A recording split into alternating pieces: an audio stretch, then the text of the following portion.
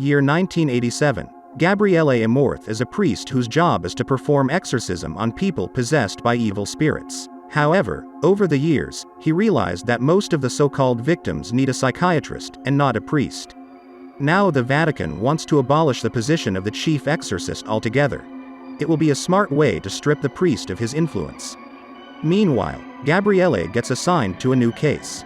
This time, it's a boy named Henry who is displaying some strange behavior. Together with his mother and elder sister, Henry has recently moved into an old abbey in Spain. Skeptical at first, Gabriele soon realizes that the boy is possessed by a demon for real.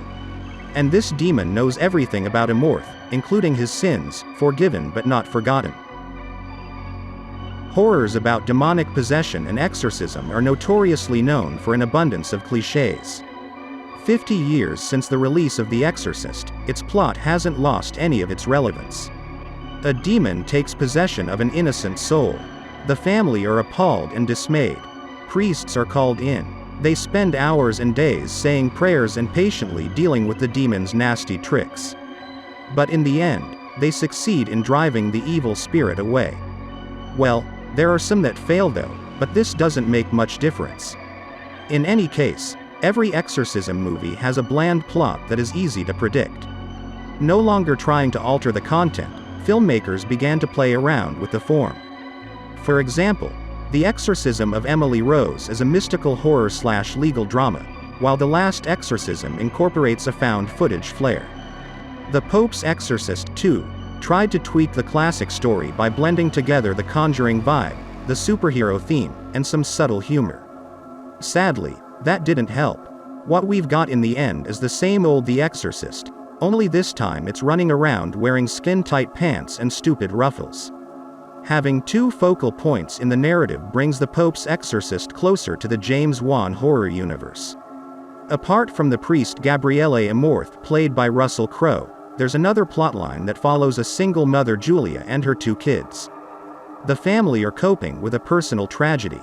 A year ago, Julius' husband died in front of their son Henry's eyes. First Henry stops talking and then falls victim to the demon. But Henry is not the only one terrorized by dark forces. Julia and her daughter are haunted by strange sounds and occurrences, as if it's not an exorcism film that we're watching, but yet another installment of The Conjuring, with the Warrens about to enter the scene. That could be a smart move, but it feels like the filmmakers came up with it too late, when it became obvious that the movie was lacking in impact and depth. The second plotline feels unfinished and underdeveloped. At the end of the film, it gets cut short, leaving all of its psychological conflicts unresolved. Humor in The Pope's Exorcist faces the same problem. Amorth keeps cracking witty jokes, because, according to him, demons don't like kidding around. And although this kind of humor feels fresh, it fails to blossom into a fully fledged concept, like in The Evil Dead that delivers just the right mix of scary and funny. Also, for some reason, a classic exorcism tale is told as if it were an origin story of a Marvel superhero. And while this comic book approach fit well in director Julius Avery's war horror overlord, in The Pope's Exorcist it kills the atmosphere of terror that makes exorcism movies so scary. Instead of a blood-chilling story about a devil lurking around, waiting for a chance to test any of us, we got a fantasy action film about how a world can sleep peacefully while it's under the protection of an upbeat, funny guy that looks like Russell Crowe.